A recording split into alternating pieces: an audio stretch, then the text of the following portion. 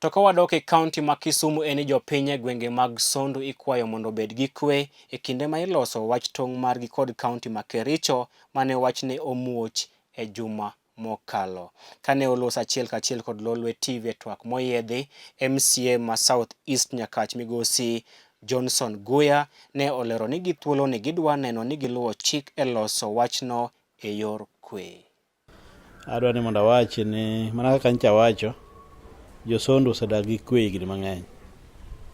Kendo adieri makende en ni jogo modak Sondu ng'e adieri mar boundary ma Sondu.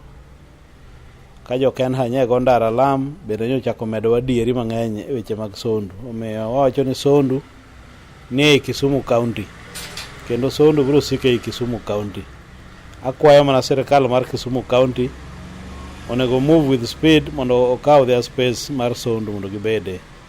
Wadwa ni watime gi kwe, gi chik, wabiro luwo chik kaka dwarore mwa ensure ni Sondu nitie Kisumu. Aparo ni ung'eyo ni kata mana Nyakach Water Project notime e Nyakach to cover Sondu, ringe i Sondu. Manyiso ni Sondu en part of the county. Kanye jo Kena go lam ti nyaka gik magitime i Sondu kanyo, but in Kisumu County, not Kericho. Ne gien geji mana jo Kisumu. Sondu jogo matimo biashara Sondu ni kwe nitie, wan gi sirkal. Kendo sirkal mantie sani ni wan kod katiba bende manyien, momiyo japiny bende power. Japiny nigi power mang'eny. Omiyo gibed mana gi kwe, wan bende ok wabi kelo lweny.